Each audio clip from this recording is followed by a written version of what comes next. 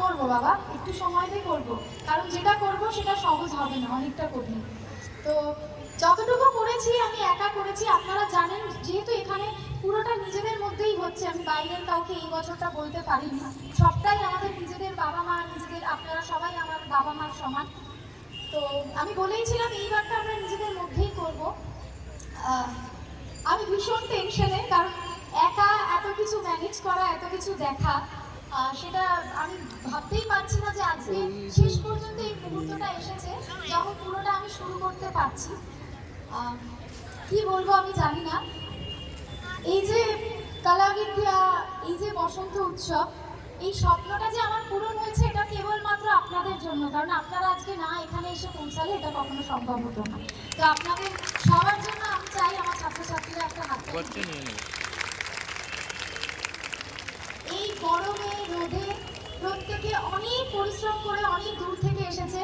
আমার কলাবিদ্যা সম্পর্কে বলতে আমি শুধু আমার মেয়েদেরকেই বুঝি, যারা আমার প্রতিটা খারাপ সময়ে, আপনারা যারা, যেহেতু আমার চেনা গার্জিয়ান সবাই জানেন, আমি দীর্ঘ 1.5 মাসের একটা বেড রেস্টে ছিলাম, যার জন্য আমি পুরোপুরি নাচের সাথে কোনোভাবেই ভালোভাবে ওদেরকে কিছুই ক্লাস করাতে পারিনি।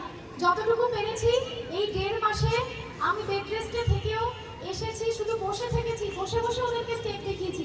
আজকে যে ওরা নাচবে, এখানে সব থেকে বড় ক্রেডিট ওদের নিজেদের, কারণ আমি বসে স্টেপ দেখিয়েছি, ওরা তাকিয়ে তুলেছে।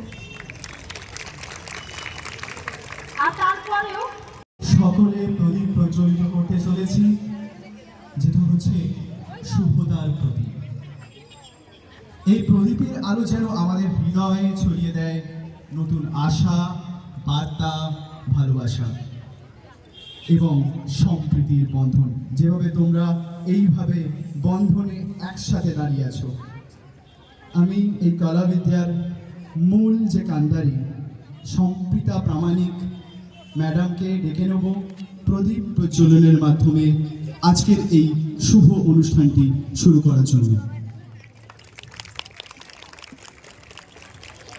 আচ্ছা, আজকে একটা কথা বলে দিই, প্রদীপ প্রজ্বলনের কথা বলে দিলে, প্রদীপ প্রজ্বলন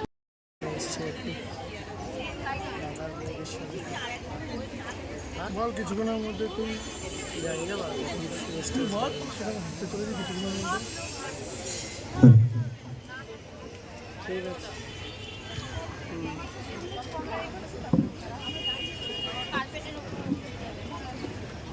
500 টাকা ইনকামও হচ্ছে, সিনেমাও দেখাচ্ছে,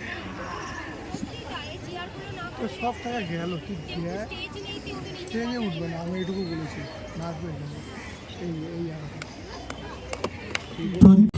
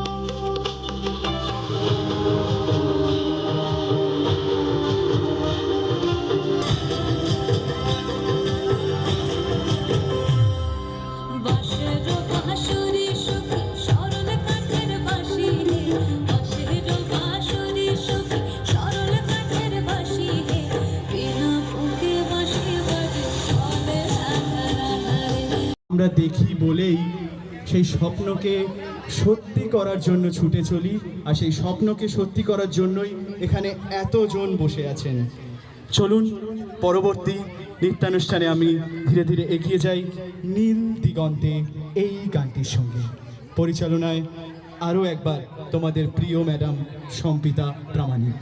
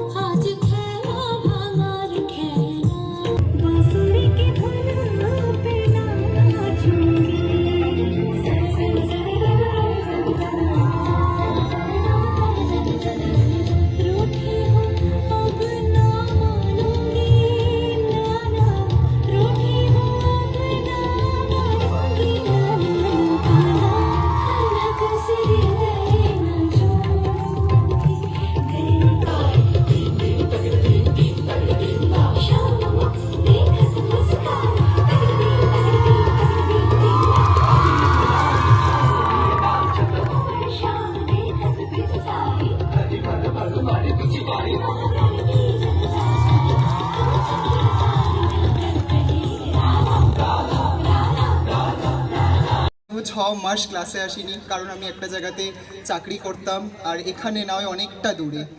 আমি মানে যখনই সময় পেতাম দিদিকে ফোন করতাম, ইমোশনাল হয়ে পড়তাম, কান্নাকাটি করতাম, দিদি আমাকে মোটিভেট করতো। সেখান থেকে আমি কি বলবো, দিদি শুধুমাত্র দিদির ভরসায়, আর আমি দিদিকে ভালোবাসি। সত্যি কথা বলতে দিদির জায়গাটাতে মানে কি বলবো, নাচ হচ্ছে আমার আর একটা মানে বাবা মার পরেই হচ্ছে দিদি আর নাচ, এই দুটো জায়গা।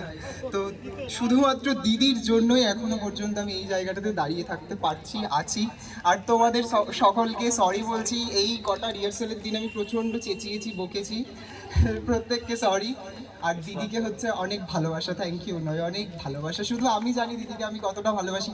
দিদিকে বলি না কোনো দিন, মানে ভাবি হয়তো আমি সব কিছুতে ভয় পাই, একটু দূরে দূরে থাকি, বলি আমাকে ভিডিওতে নেবে না, আমি সব কিছুতে দূরে দূরে থাকি। কিন্তু দিদি আমার কাছে নটরাজের আর একটা রূপ। Hip hip hooray! 3 cheers for Abhijit! Hip hip hooray! Cheers for Shobhitani! Hip hip hooray! 3 cheers for Shobhitani! Hip hip hooray! 3 cheers for Shobhitani! Hip hip hooray! তো গাইস চলো, হ্যাঁ আমি বুঝে গেছি কি করে যাবো। তা আমাদের টিফিন দেওয়া কমপ্লিট, প্রোগ্রাম শেষ, চলো বাড়ি যাচ্ছি। আর হ্যাঁ বিরিয়ানি পেয়ে গেছি আমরা এখন, চলো বাড়ি যাই। আর ভীষণ ভালো আনন্দ হলো। তো ব্লগটা এই পর্যন্ত, আর কন্টিনিউ করতে পারছি না, ভীষণ আমরা টায়ার্ড হয়ে গেছি। চলো সবাইকে টাটা গাইস, চলো চললাম, চলো। আর এই যে আমার ছেলে, আর আমাদের লালটু আমার ভাই, আমার গায়ত্রী। আচ্ছা কি তুমি তাও হিরো লাগতো, সোনার আংটি বেঁকা হয় না। তো এই যে গায়ত্রীর হাজবেন্ড লালটু ভাই, আর আমরা তো সব বুঝতেই পারছো। চলো গাইস টাটা, আর কথা বলতে পারছি না, বাড়ি যেতে হবে। চলো।